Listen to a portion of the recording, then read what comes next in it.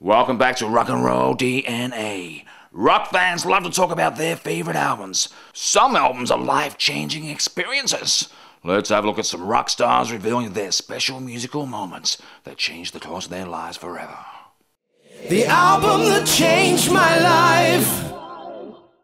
The album that changed my life. Well, I gotta say, Pink Floyd's second EP, A Saucer Full of Secrets, really did some strange things to me. It's my first, growing up listening to music, that was my first experience with psychedelia. Just trippy soundscapes, and it really did my head, and it just made me get into organs and keyboards and effects pedals, and really trying to develop my sound as a keyboard player.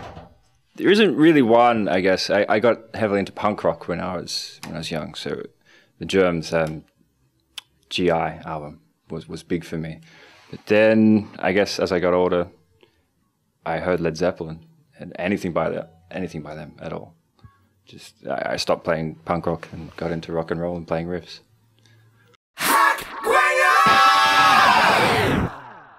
Let's go and have a chat to Joe O'Keefe from Airbourne, one of the most classic dudes you'll ever meet.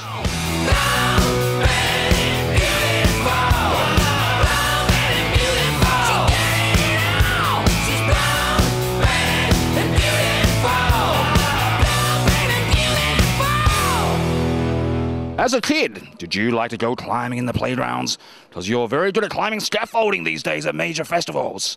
Tell us about that. Mate, I used to climb trees a lot. Used to get on the roof of the school a lot.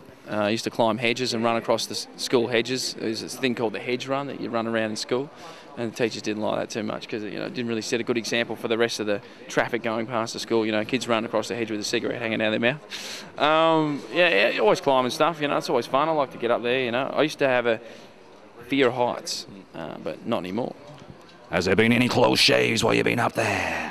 Well, since I was plugging Gibson, I was up the top of one, and I was about 100 feet, 150 feet up, and the wind was just pretty windy that day, and I'd actually slipped, fell back, and I was doing the solo. So I was down on the 5th fret in A, pentatonic, and I'm playing, and then I fell back, and then, so the neck's here, but the truss was here, the pole, and so I fall back, and the neck saved me. Wow. So I was like, you can't stop playing, so I've got to keep playing, so I've got to pull yourself back up.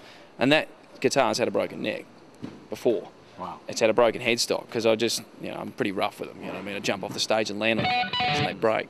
But you know what? They glue back together perfect, and it saved my life. Wow. You know what I mean? Incredible. Look, if I wasn't playing the 5th fret, I would have been around at the pole like this, up on the 12th or somewhere, or the 15th, and then, if it really depended. And do you think that any other brand in the world would have saved your life like that? Definitely not. It'd just snap in half, wouldn't it?